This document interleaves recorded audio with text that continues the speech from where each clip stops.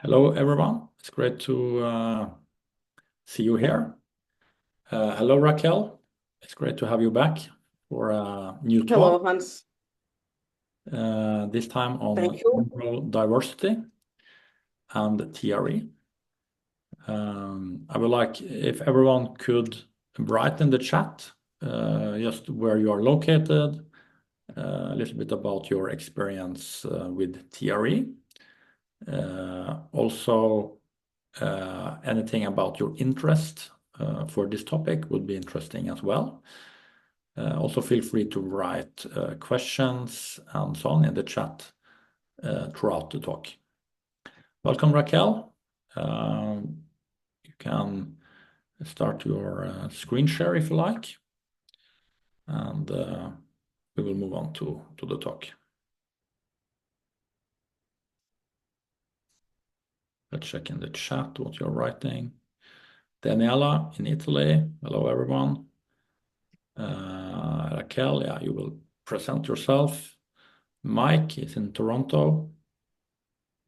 He's done a few sessions. Elizabeth is based in Paris and is a TRE provider. Hello, Elizabeth. Welcome.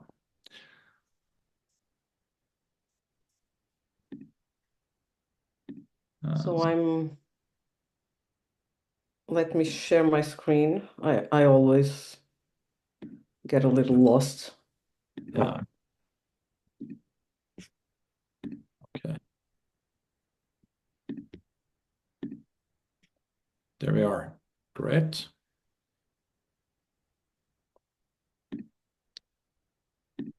Okay. So what do you see? Just the presentation or do you see something else? Now I see the presentation and nothing else. Okay, great. Hello and thank you for coming here to this second presentation of TRE and neurodiversity.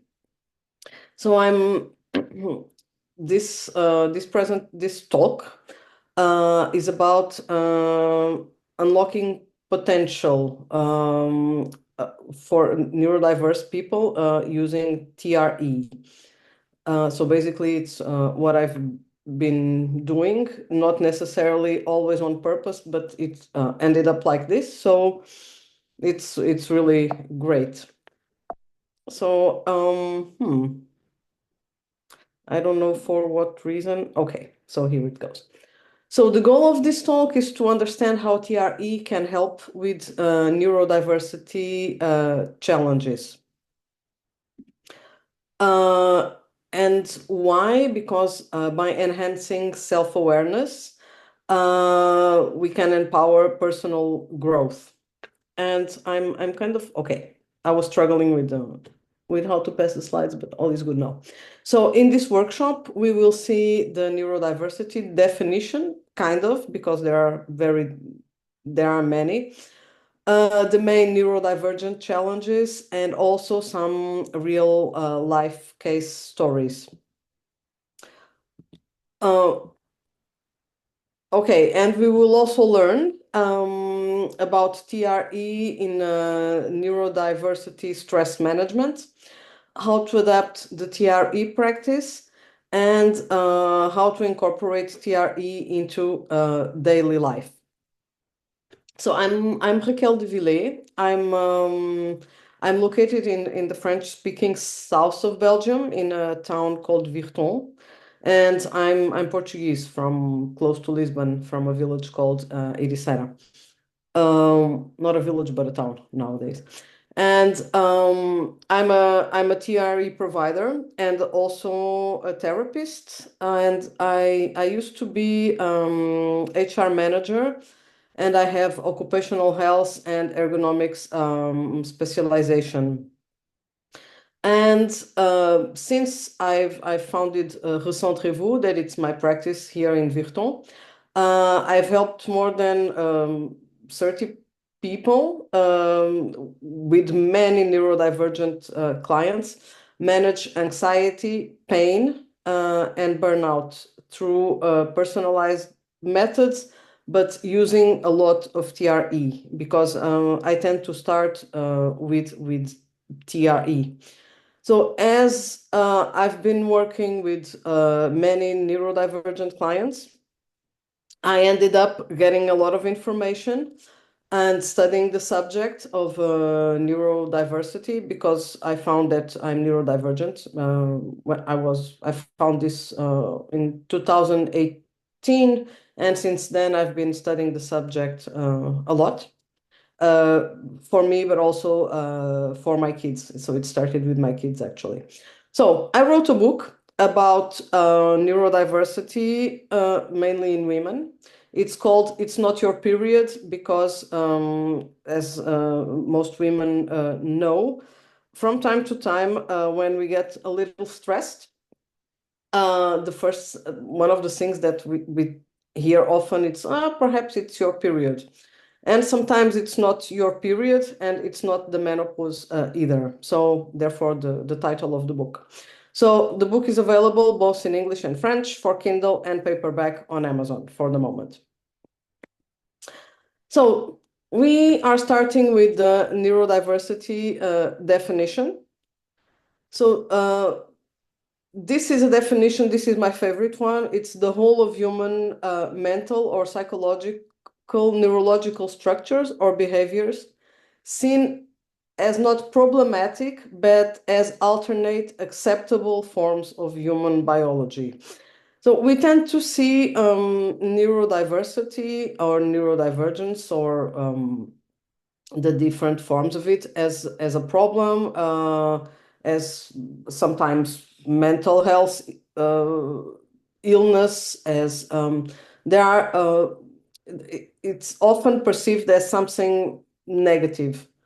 However, much like biodiversity, we are all different. We all have different faces, and we also have different brains. So neurodiversity, it's all of these different ways of functioning that we all have as human beings. And this is my favorite definition exactly because it's so it sees it as a positive thing, not as a problem, but just a way of being. But neurodiversity often comes with certain challenges that are sensory sensitivities that can be, for example, discomfort from lights, noises, textures. It can be these sensory sensitivities can be from any kind of sense. So basically, also sometimes perhaps smells or tastes. There are things that just cause discomfort, and this discomfort and this sensitivity can be very high, and therefore it can provoke kind of overwhelm. There might also be communication difficulties, like struggle expressing thoughts and understanding social cues. And there are also executive functioning issues, like challenges with planning, organizing, and completing tasks. So these challenges are much like neurodiversity. They can be different for everybody, and they can be stronger for some persons and for some people, and less strong for others. And it can be very different, like in a kind of a cloud with different colors, and we are all there having different challenges as well as having different let's call them superpowers, because it can also be a kind of a superpower. So these challenges they create often an extra layer of stress, and it can be it can express by social anxiety, so a higher anxiety in social situations that might lead to avoidance. Emotional regulation challenges as well. So having a hard time managing emotions and intense reactions. And it can also be rigid thinking patterns. And this can create stress from adapting to changes or to new information. Again, much like the challenges before, this is different from one person to the other, and it can express in a different way from one person to the other. And this might lead to some kind of stigma and misunderstanding that comes often with the different kinds of neurodiversity. So neurodiversity here, I'm just giving some examples. It can be autism, ADHD, dyslexia, dyscalculia. Some names I use a lot in French, and I'm not sure how we say it in English. So dyscalculia, it's dyscalculie in French. It's similar to dyslexia, but instead for writing, it's related with maths. And there are different dys something DYS, and so these are all forms of neurodiversity. Another form of neurodiversity that I'm not sure of the name in English, we call it high potential in French, directly translated. It's a form of giftedness that can also be kind of problematic, but this one has a kind of positive discrimination. Because often people, they have a high IQ, they are very intelligent, so this is perceived as something really good because they have good results in school, but it comes with a lot of also problems. And but as it's perceived as something very positive, sometimes it's even worse to deal with because these people are just seen as someone that are with like someone privileged because it's someone that has a high IQ, but these are often people that are always inside their heads and analyzing everything all the time. And there are other forms of neurodiversity like OCD and many others. I'm talking about these ones because it's the ones that I see the most. So going back to the challenges. So we have the stigma and misunderstanding and discrimination due to societal misconceptions, co-occurring conditions. So with the neurodiversity, there might be the presence of other issues like depression or anxiety, or also different forms of neurodiversity that go along together. So, for example, now we start to talk about how autism and ADHD can go along in the same person. And recently, one excluded the other, or it was perceived like one excluding the other. However, now we know that they can be together, and they can be co-occurring neurodiversity conditions. Another thing, it's that it was already tackled in another slide. It's difficult with transition. So along with the difficulty with changes, with transitions as well. So everything that it's related to changes in routine or unexpected events can also create an extra layer of stress. And then there is fatigue from managing sensory overload and social interactions.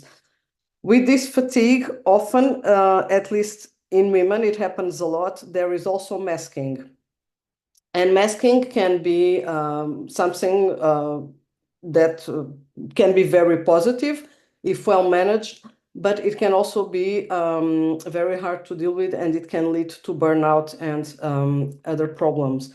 And this masking comes from managing all the sensory overload, social interactions, and trying to fit in. And it occurs a lot in women. perhaps in men too, but well, I've seen it more and more in women than men. So case stories. With my clients, I realized that neurodiversity stress decreased with TRE. So this happened kind of, well, it just happened. I had a clients coming for different reasons, often stress, anxiety, and a lot of chronic pain. And working with these clients, while working with them, I realized that they were somewhere in this neurodiversity cloud. And a part of the stress came from this neurodiversity extra layers of stress. And that's why TRE is interesting, because it's so powerful in decreasing stress. So one of my clients that is neurodivergent, she's a 47-year-old woman, and so she has dyslexia and dyscalculia, and she came for anxiety and a lot of stress and also trauma. But she realized that with TRE, during tremoring, that after she slept better, and also her anxiety reduced. And she also started to feel more confident about herself. So at the moment when she came, she had changed work, so she was in a new working environment, and she was having self-confidence issues with her colleagues and with everything. Because of her neurodiversity, she's kind of a slow learner. And because she's a slow learner, she needs time and she needs a certain structure in order to be able to cope with the work she has to do. Once she gets hold of it, she's really good. She's highly organized and she's very competent, but she needs time to get there. And this time to get there was stressing her, because, well, it's not a very high-paced working environment, but she felt a little bit, okay, so I need my time, and I'm not sure these people will have the patience to work to wait for me to learn. But she ended up having confidence in herself, and she became also more assertive. And a very interesting side effect of these TRE sessions that she did with me was that her improved driving in stressful conditions. So here where I am in Belgium, it snows. And for people like me, for example, I'm Portuguese. So when I got here, it was very stressful to drive with snow. And there are many people that actually stress when they have to drive with snow and kind of freeze because it's perceived as being very dangerous. And she froze. So when it snowed, she would actually freeze and she wouldn't be able to drive. And after doing TRE, she started driving with snow with no problems. Even when the roads are not clean, she could drive in those conditions. And this came after TRE. So in one of the sessions, this client of mine brought her son that has the same kind of neurodiversity as the mother. And at the time, he was 15 years old. And he was so he struggles with school.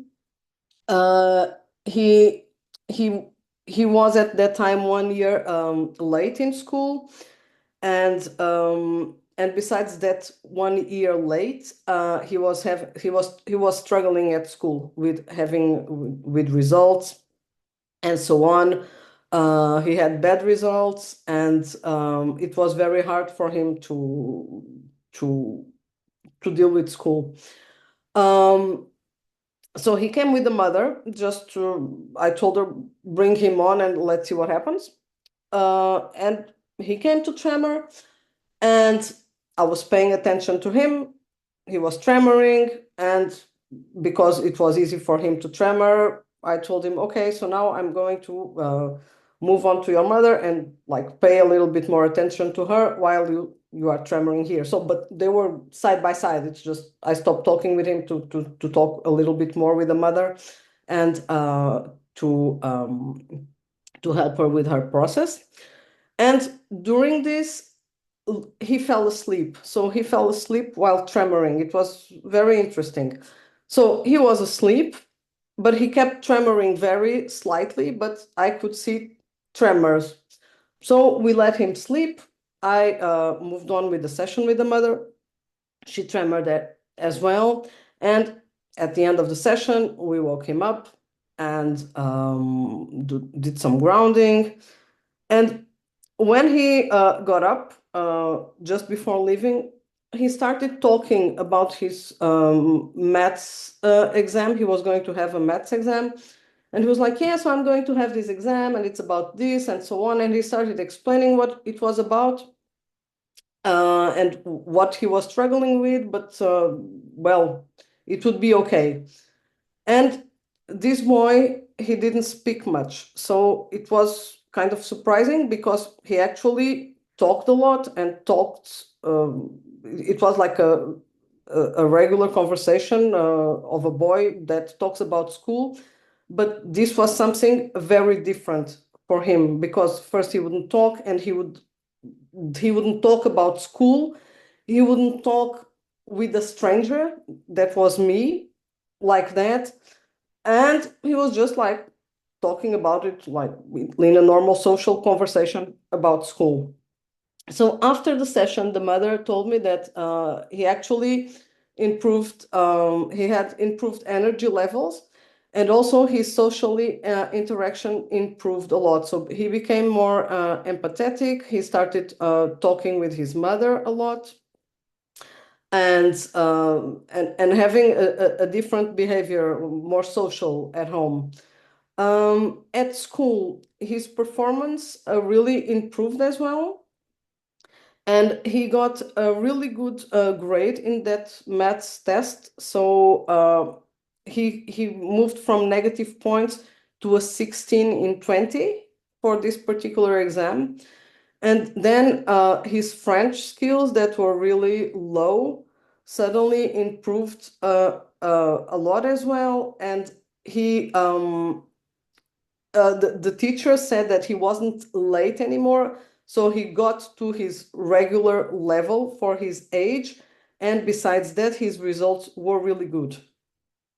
And this, of course, induced some more self-confidence as well as maturity.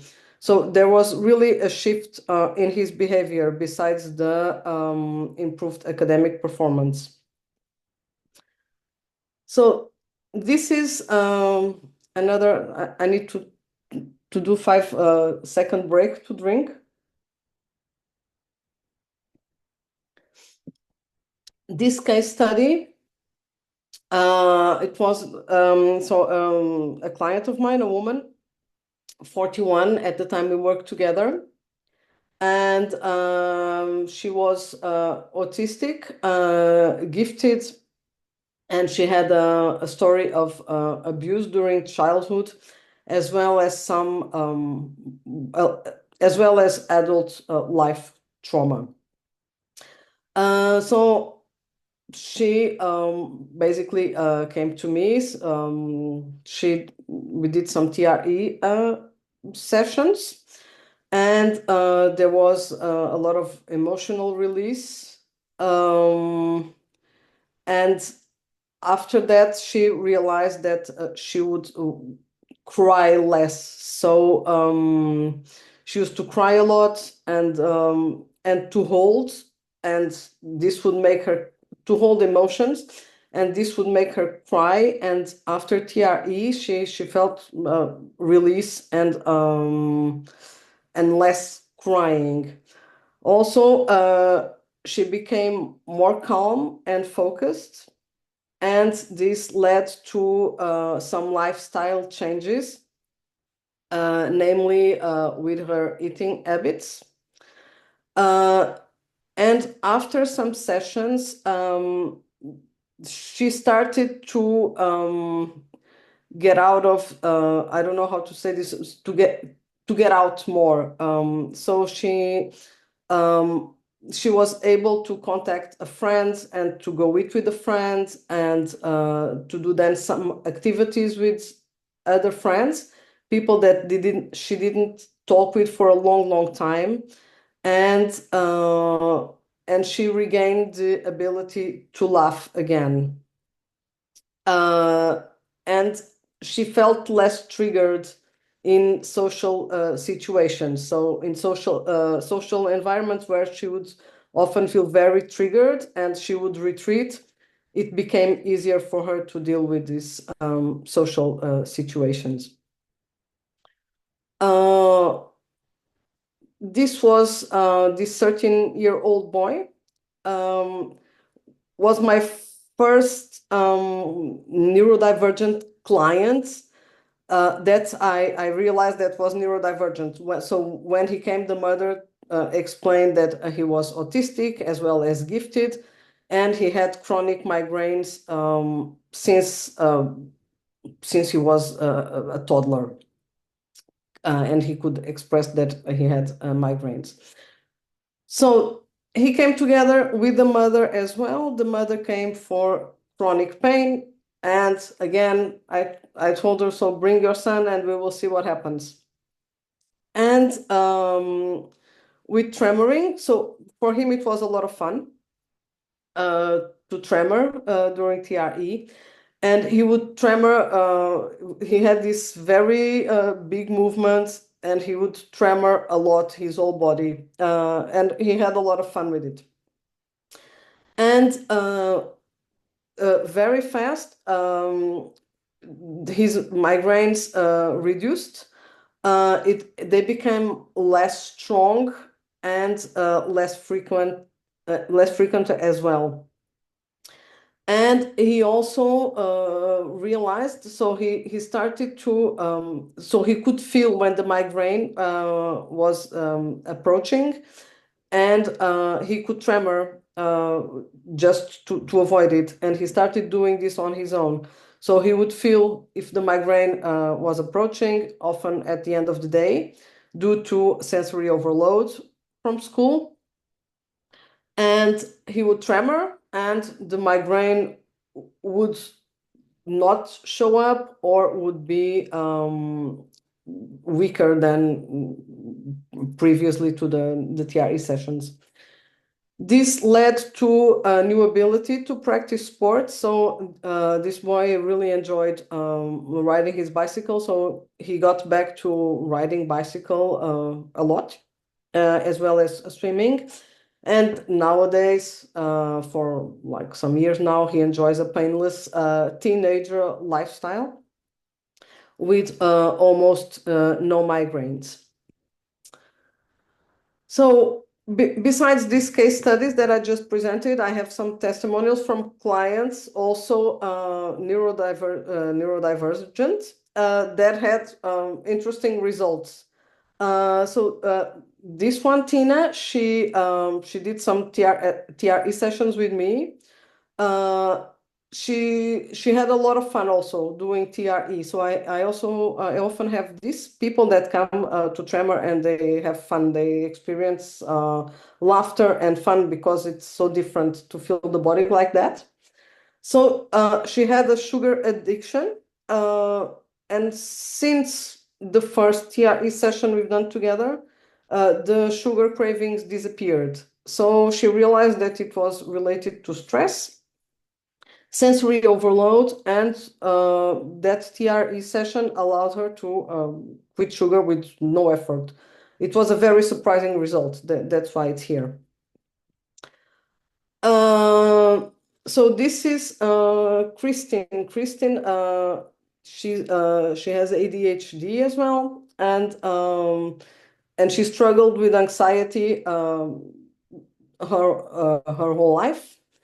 And working together, she realized that actually anxiety could be reduced and even disappear.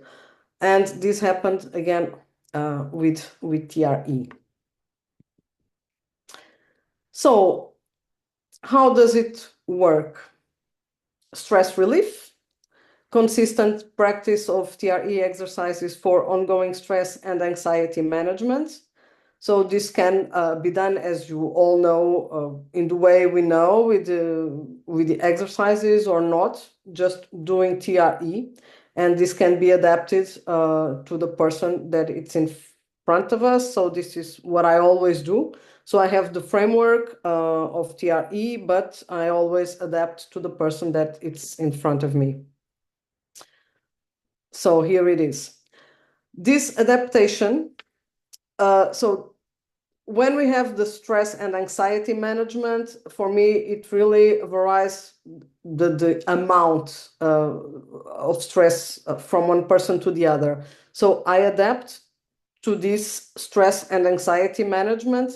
And then there's another adaptation of TRE that it's related to modifying the exercises if necessary, and create personalized TRE sessions to make the practice easier for the person that's for the client. So for me, there are different adaptations and modifications, either for the result for a certain problem that it's presented, or just for the exercises. And then there is the incorporation of TRE into daily life. So again, this can be different from one person to the other. What I notice a lot with neurodivergent people, and I notice this with myself, and this happens a lot with ADHD. People, they have a hard time having a routine, and they get easily bored, and they do struggle to do things for a long time. So what I often do, it's to try and integrate TRE, not for a long time, but a little bit every day, to help the body release from the daily stress. So what can you do if you'd like to develop more about TRE for neurodiversity, or TRE in general? You can enroll in the next TRE training. There is one starting very, very soon. If you'd like to know more about more case studies and how I incorporate TRE with my clients, you can get the book, It's Not Your Period. And if you'd like to discuss further, you can also book a free call with me. So this is my website, and you can check it out. And if you'd like to discuss more. However, the next TRE training, I'll be joining Hans, assisting him. So this is something that you can do if you also like to learn more about TRE and TRE for neurodiversity, as well as adapting and incorporating into daily life. So now it's time for Q&A. If you have questions, you can place them in the chat. I see there are some messages that I haven't read, or you can just open your microphone and ask them. Yeah, so I'm reading the questions. Is everybody there? So, Raquel, we have 22 participants. Oh, I can read the questions for you if you like. So Mila asked, okay. So, this is regarded to one of the case studies, whether he did okay, so continue to do TRE on his own. So I'm not sure which of these ones was related to. Maybe you could clarify, Mila, which one you were interested in. Hi, Raquel. Thank you so much for your time. This has been fascinating. Thank Amazing you. results. Thank you. So the first young boy that you were talking about, you talked about two, but it was the first one you were saying he had all these positive results. And I was curious if that happened after the first session, or do you have ongoing sessions with him? Does he practice on his own? And I'm sure the results vary by person in all of your case studies, but it, it, it So the first one, so the second boy, he did 5 sessions, okay? And it was really cool. But the thing is, with kids, I'm saying kids, but yeah, let's say just until 18, it goes really fast. So that first boy, he did 1 session. One. So yeah, so it's really strange. But every time I worked with kids or bigger, smaller, it goes really, really fast. And this happened after that session. So when he woke up and he started talking, it was a little bit surprising. So we were like, me and the mother were like, okay, because he was talking, but very eloquent. So he was talking and he was eloquent, and he suddenly started to explain that he was going to have a maths exam, and he was struggling with maths at the time, but he started talking and explaining, and everything made a lot of sense. So he was explaining it correctly, much like as he fell asleep, and when he woke up, he was kind of a different boy, like something uh, happened. Like there was a block there that disappeared. So it was 1 session, and not even a long one. So yeah. Yeah, we could add, of course, as Mila said, that all trajectories of change and improvement can be very individual, and also for different symptoms and so on, it can vary. So, and this is in general with most people, but for sure with kids, they are often more plastic, neurological speaking, and sometimes some change can be very rapid. Okay, and then yeah, Pat has the same type of comment. Why? Wow, by only 1 session he improved so much. Yes, so it is possible, but it's not something we should expect or market. I think sort of fast change, but it can happen. So about the sessions, I don't do less than 4 sessions. Okay, so this thing with the kids happened because I invited him to come with the mother, but the mother was doing sessions.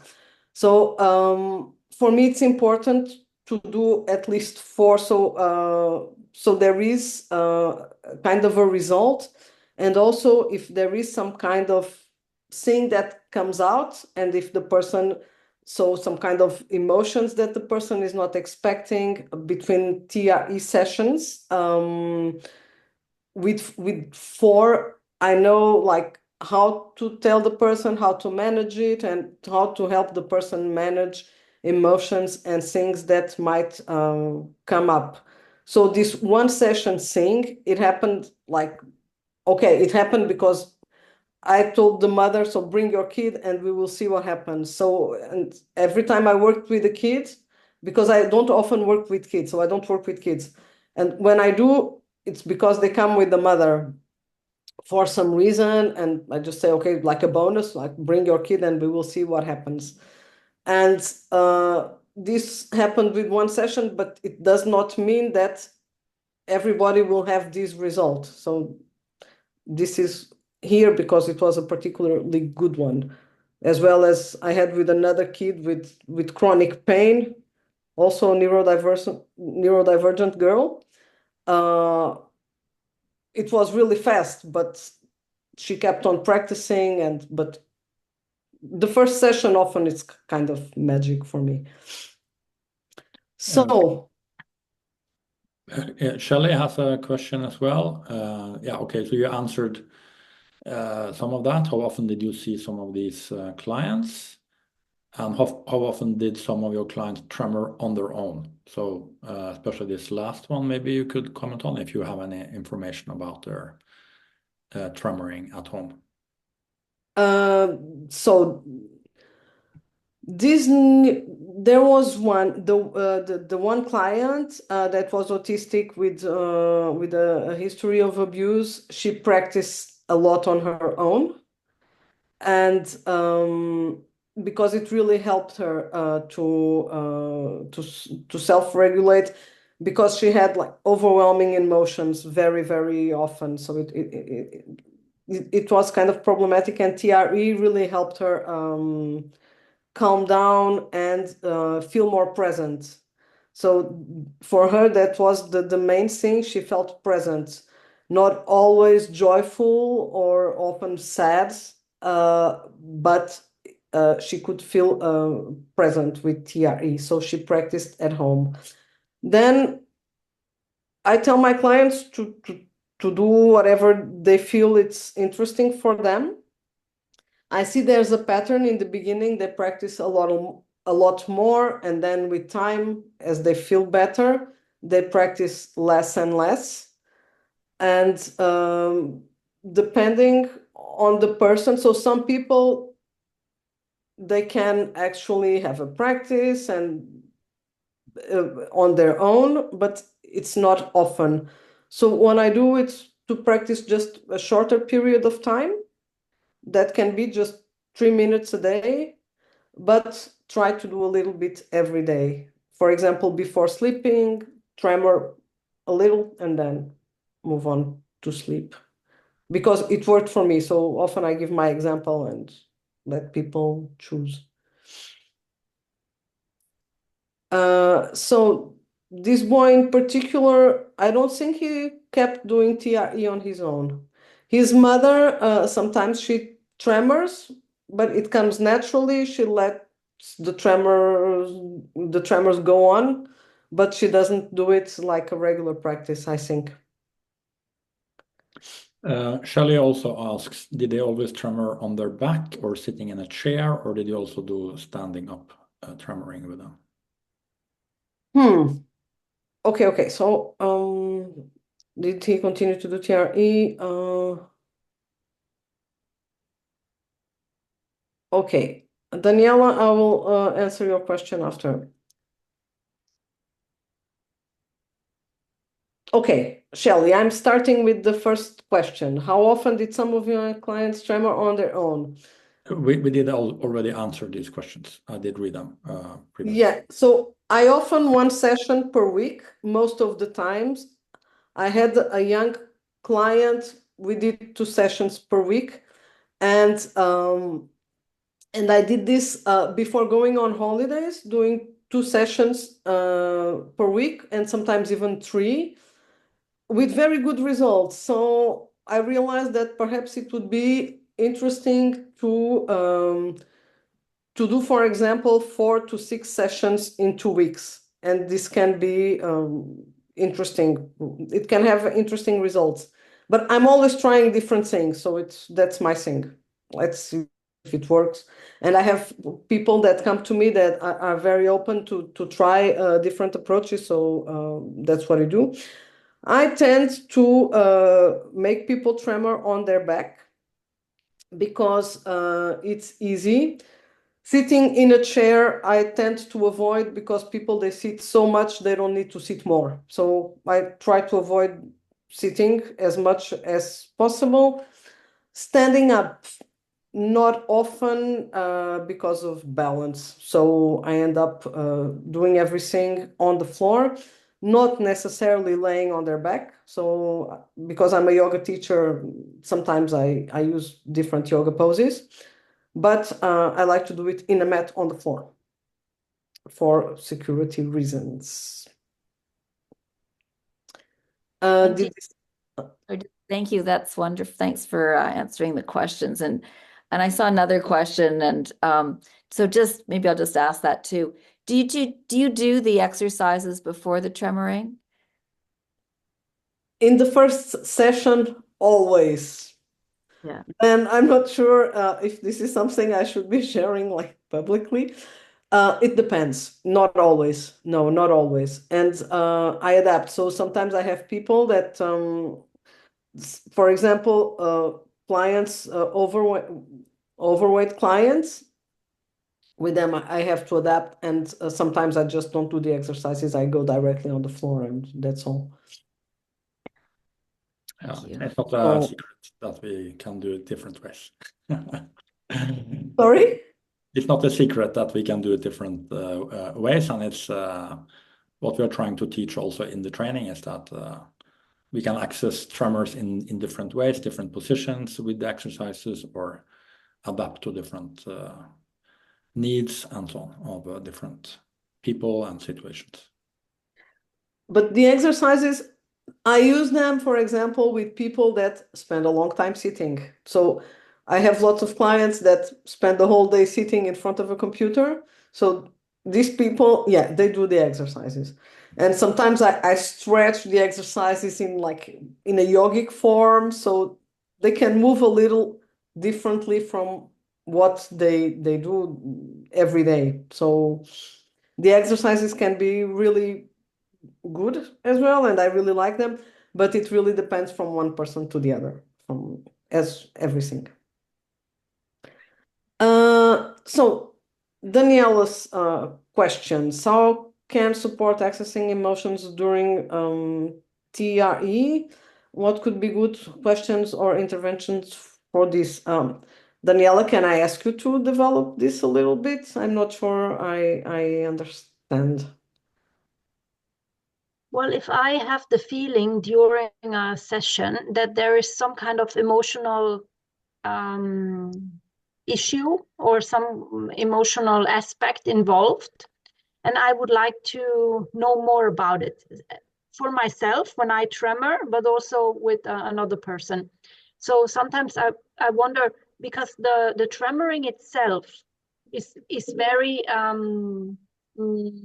it seems to be helpful anyway, even if it's just kept on a physical level. But if I want to take it to the next level, so access the emotion or feel the emotion as well. So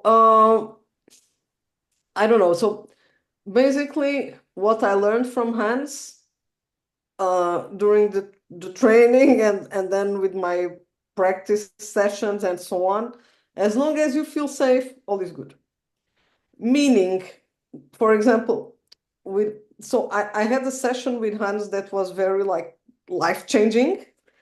And Hans was like, okay, so you are having this and that, and perhaps you could explore a little. And I didn't want to explore. And then Hans asked me, do you feel safe? Yeah, I do feel safe. So go ahead and explore. And I explored, and it was very, very helpful. I had a lot of release. So basically, if you feel safe, if it's tolerable, I would let it go until it's processed.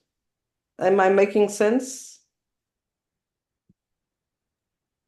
I mean, if I feel like there is something below the physical level, but I don't really know how to access that. It's like the emotion is not coming out, or I don't have a connect. I'm not able to access it. I'm not able to make a connection with this emotional aspect of it. Are you talking about the emotion or some kind of memory associated with this emotion? Both. So the memory, it can be explicit and then it might come, or it can be implicit and then it's in the body. So it's not that you are going to remember it. So trauma, it's not it gets stocked in the body. So it's in the body, okay? And sometimes you have the emotion, you have some kind of physical something physical that shows up, but you won't remember something. So what happened with me during emotional release is that I let the emotion release, so that I let the emotion go on. So for example, if I'm feeling sad, and if I feel like crying, I'll just cry until it stops on its own. If I'm very angry and I feel that somehow a noise, meaning like a scream, will come up, I'll just let it come out. And then it comes out and it's processed, but I don't know where it came from necessarily, and I don't necessarily know what happened there. I just know that there was a release and then a block disappears. I don't know if I'm making sense. So, but this is what I do. So if there is some kind of memory coming up with the emotion, you can explore and see how it feels. As long as the person feels safe or you feel safe, all is good. If a memory doesn't come up, you just process whatever it's going on in the body and as an emotion. I don't know if this answered your question, or Hans, if you'd like to add something. Yeah, I think it's a great answer, especially for situations where the emotion actually flows a little bit more and is more accessible. But if the emotion is more stuck or more frozen in the body, quite many will feel that it's not flowing as easily. And they might feel like they're really sort of the emotion or sound or whatever is very held tightly in the body and hard to access or to allow it to flow. So it's more of a technical question, you could say, that Daniela is asking here, which would be easier to explore in a sort of practical oriented session. But we can briefly say that if there are blocks, we can explore the blocks and we can do different interventions to see if we can support it to be more open. Also, we can be patient and just say that it's a gradual process where these blocks or levels of freeze gradually will open up. And for some, it happens sort of sooner. For others, it takes a bit more time. And yeah, there are different paths, you could say, to accessing the emotions, and it will take different amount of time as well for different clients, or maybe for different emotions as well. So someone might be very comfortable or safe with things like crying or feeling sad and things like that, but maybe for anger, it might be more blocked and inhibited. So yeah, it differs quite a lot there. So I think it's easier to actually answer this in a more practically oriented workshop where we focus on this topic more in particular. So it's a little bit outside of the scope of this particular talk. Okay, but it's a great question anyway. So okay, were there more questions? Oh, there's Mike. How necessary are the pre-tremor exercises? I think Shelley asked it already, so. Yeah, but so there's one thing I'd like to add. Sometimes tremors they come very easily, sometimes not. When not, then the exercises are very helpful. And if this can be done multiple times a day, it depends. It's a question of self-regulation. So when I started tremoring, it was for a physical problem. Like I twisted an ankle many years ago and I had chronic pain. And then a friend of mine that is also a Hans student had great, like this very awesome result with TRE. And I decided, okay, let me try. And I tried, and I started in the morning with videos from Richmond, and I wasn't having a hard time tremoring, so it was just lifting the knees and going up and down with the knees, and it took me a long time to start tremoring. This was in the morning, but I found it very funny when it started, and I was like, oh my God, it's so interesting. So I kept going the whole day, and I tremored the whole day, and by the evening, and I was huge movements, totally different from the morning, and sometimes I tremor more than once in a day. It depends. If you feel safe, if you feel good, why not? If you somehow find it you are tired or some emotions come up and it's not really understandable, so perhaps manage it differently. So yeah, again, it depends from one person to the other. Then there's another.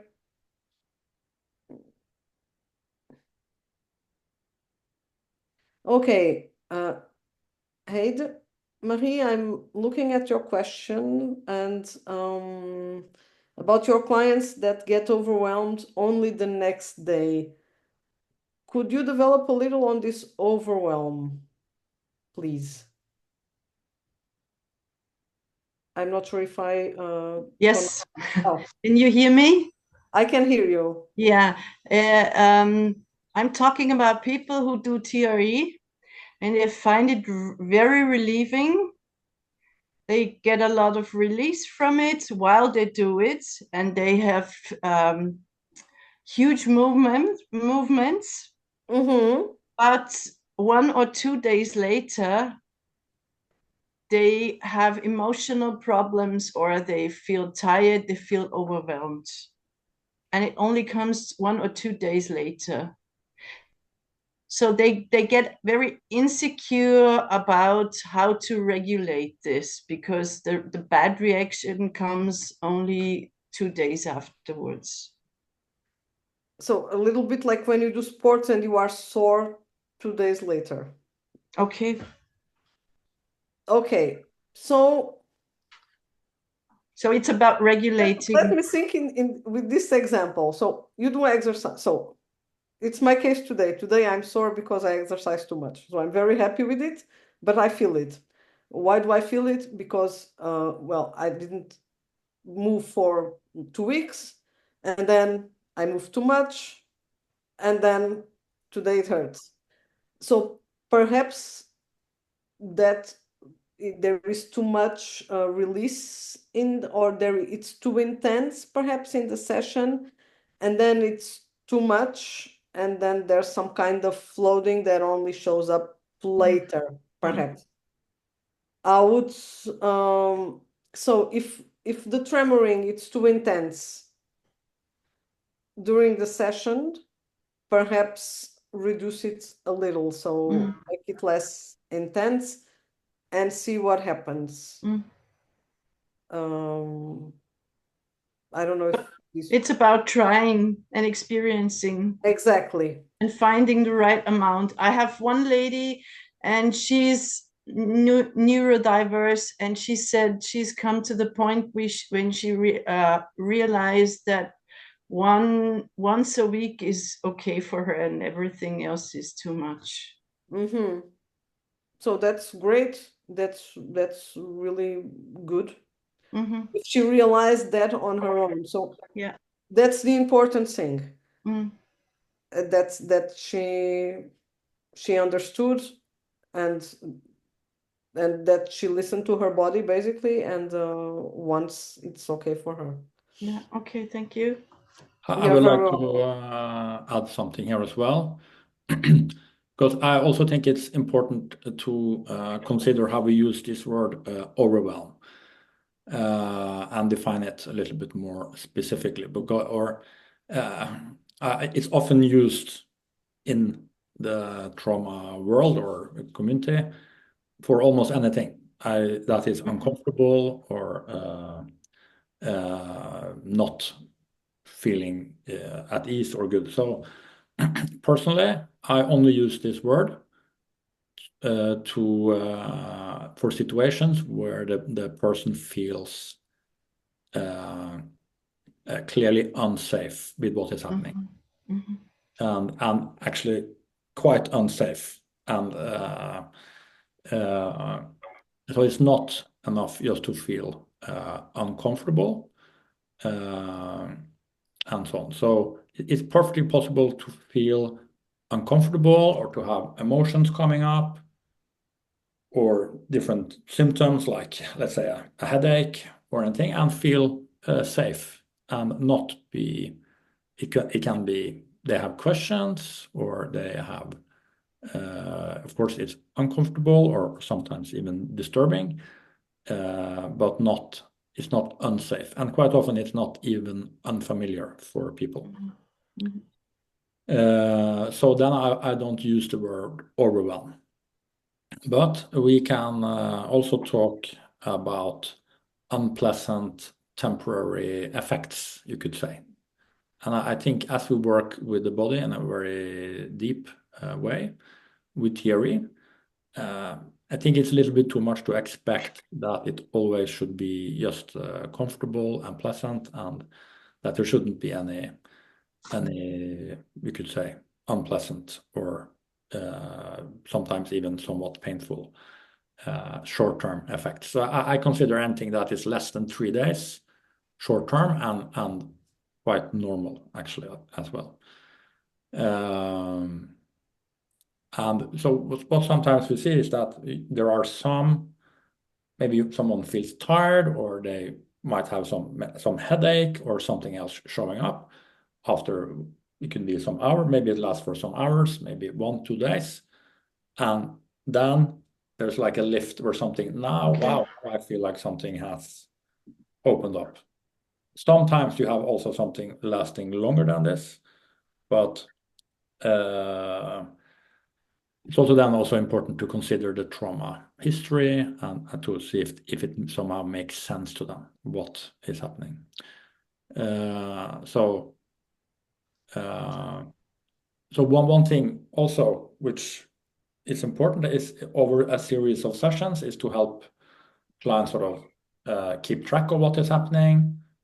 So from one session to the next, I always start a session with asking about what happened after the last session, exploring any of these uncomfortable effects, making sense of them, seeing if they are short-term or longer term, or whether how it affects the person.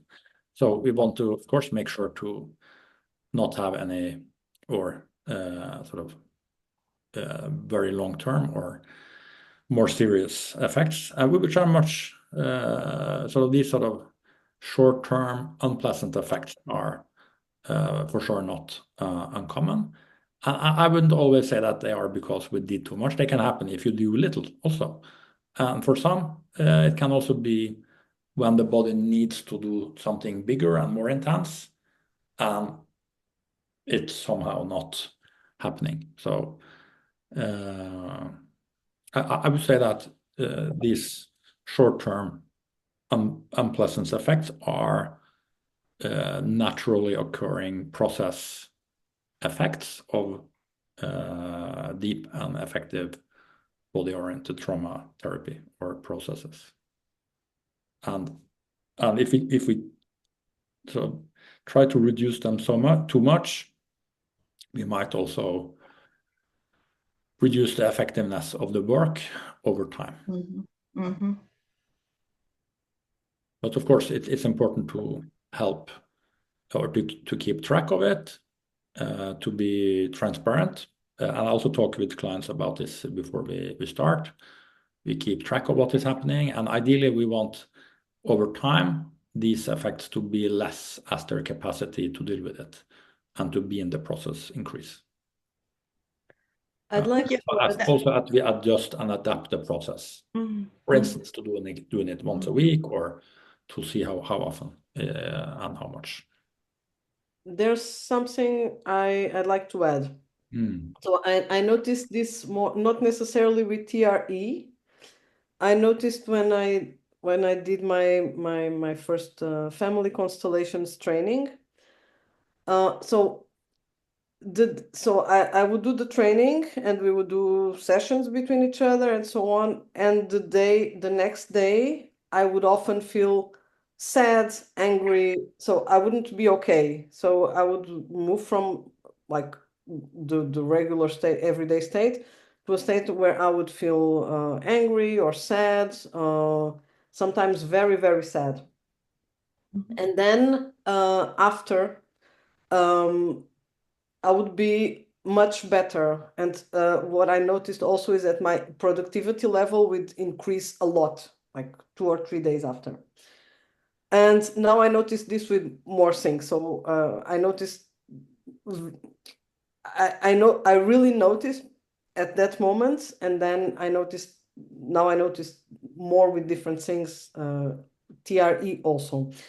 So what happens with trauma and with all these ways that we have to treat trauma and to deal with trauma is that sometimes it's not overwhelming, sometimes it's just processing. So we process something during a TRE session, but then for the next, let's say, 72 hours, so the 3 days after, many things can occur.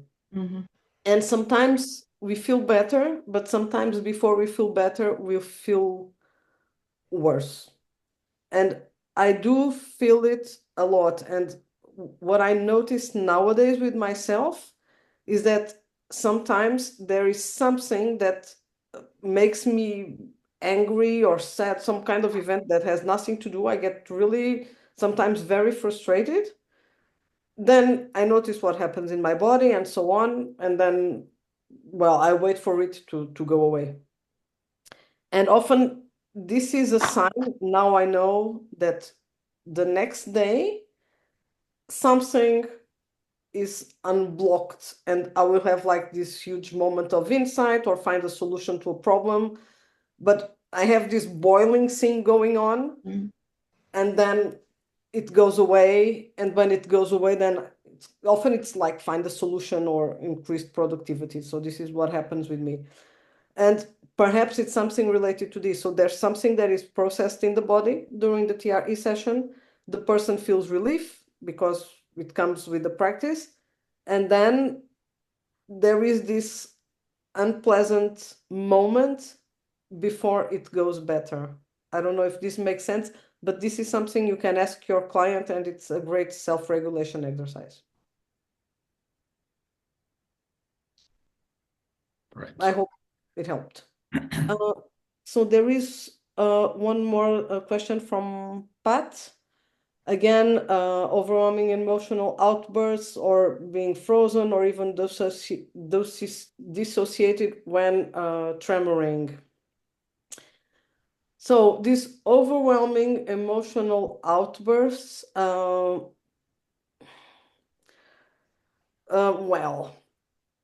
sometimes it's the body processing. So this is one of those cases. If the person feels safe, I let it go.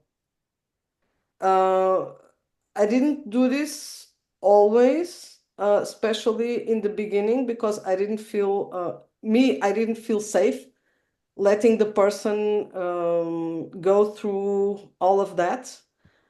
But now I know that sometimes we just have to let it go like that, and there will be like a huge release sometimes that seems like an emotional outburst or something that it's not good, but often what happens after it's very positive, and there's a lot of release, even if it's kind of very cathartic. However, dissociation, I don't let it happen. So if the person, it can happen, and if I notice the person is dissociating, then I bring her back. Hans, I don't know if you want to say something about Yeah, I can add something there. So for both the question of Heidi Maria and Pater. So what in general is very important when we do TRE is to also work with grounding, stabilizing, resourcing, and so on. And I always teach this before we do TRE, both with groups and clients and in the training, we always start with the grounding, resourcing, and so on. And the purpose of that is several purposes, partly to connect with the body and so on, but also to help the person enter into the process and be able to be with emotions and the intensity that might show up while being safe and connected in the present, and knowing how to navigate into the intensity, but also out of it again. Of course, and to have this idea of how do we go into it, how do we come out of it. Of course, it's very important to feel safe, and then depending on the person, we can do smaller pieces at a time, and then maybe after a while they can manage bigger pieces of emotional release. And then also, of course, to actually check, as Raquel mentioned, to check with the person how their own sense of what is happening is, and whether the person, him or herself, feels safe with what is happening. So it's not the interpretation of me or someone else as the instructor or therapist that decides for the client whether they are overwhelmed or not, or whether they feel safe or not. So it's very important what Raquel mentioned, that she could then separate between herself as the instructor feeling not safe with the emotional release of the client, and separating those two things. Because if I, as the instructor, is not feeling safe and then transfers that onto the client, of course, this is not good. But it's also, of course, very important to know one's own limits as the instructor or the therapist, and say that, okay, I prefer that we now stop and do grounding and stabilize, but say it's because of me, not because of that you were overwhelmed. Because the person quite often is not overwhelmed inside the intensity. And so this is something about also communicating with the client throughout the session about the experience, their level of safety with what is happening. And for most, feel very, very safe inside what looks very intense on the outside. So it's something that is quite remarkable, I think, about TRE, how intense it can look on the outside compared to how safe it can feel on the inside. It's possible to, I mean, it's the experience can be one of almost remarkable sense of safety and calm inside something that is outsidely looking like a super intense release. So and sometimes we meet clients who have been to other trauma therapies or other methods where they are not allowed to continue into their own process and their own release, and it's sort of stopped by the therapist who tell them that they are overwhelmed while they actually don't feel overwhelmed, and that can also be problematic, you could say, in itself. Raquel, please. Yeah, so there's something else I would like to add. So here we are talking about neurodiversity, and even if sometimes neurodivergent, even if sometimes neurodivergency issues and challenges can have a parallel with trauma, it's not always the case. Sometimes it's just the way people function, meaning that a TRE session for a person that comes with stress from sensory overload, it's not necessarily the same thing as someone that comes with trauma. It's PTSD or complex PTSD. So it's different. And this kind of, let's call, I know, Hans, you don't like the word, but this overwhelming that might occur, let's call it flooding. This flooding and so on, or dissociation, it's not going to happen necessarily in a session for a neurodivergent person. I don't know if I'm making sense, but it's not like it's not the level of sensitivity for someone that it's neurodivergent. The sensitivity for a neurodivergent person is not necessarily the same as for a traumatized person, if I'm making sense with this. So for me as neurodivergent, I need a kind of sensibility that it's not necessarily the same that we are going to use with someone with trauma. And sometimes the way the specific way we used to speak in a trauma sensitive manner, it can actually irritate and annoy someone that is neurodivergent, because it's not the same. It can be very similar, but it's not necessarily the same. And the same happens with TRE. So it's different. So a lot of the questions here for me are related more to trauma than to neurodiversity in itself. So I just wanted to say this, that so it can be tackled differently. That's a great clarification, I think. So I would like to add that, as you mentioned now, many of these questions are more in general focused on trauma. So for those who want to learn more, who are already practitioners or TRE instructors, to learn more about this type of questions that you have, I would recommend the supervision group, where that's where we actually go more in depth into these questions and practice as well. So also for those who are not providers, or also for those who are providers, who will just like to do more theory and get more individualized input on these questions, there will also be a weekly group happening after New Year. So those are some options to explore these topics more. I will also like to mention that with dissociation, we can also explore and stay with the dissociation and explore what is happening in the body, what is happening sort of in the mind, you can say, as the dissociation happens. Dissociation is not, you could say, particularly difficult, really, or not overwhelming. I think it's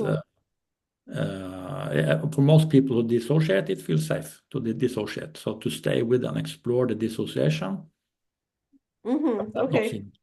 But when I say dissociation, it's when the person is not there anymore. Yeah, so completely. Yeah, but so it's like also, not present, and yeah, but it can also be sort of, okay, what happens in that moment where everything goes away? What happens sort of initially?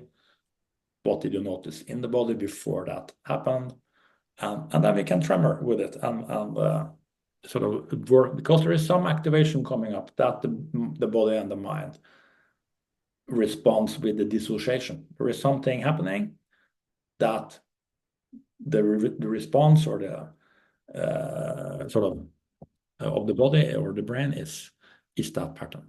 So yeah, okay. I think we are now on quite a lot of overtime, because there were so many questions and a lot of enthusiasm in the group for this topic. So so I think we will move to an end for now.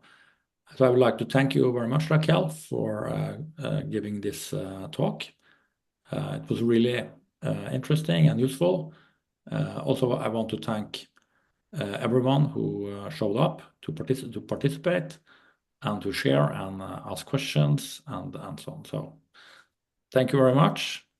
Thank you very much for See you inviting again, me, and thank on you all other for talks. coming. Well,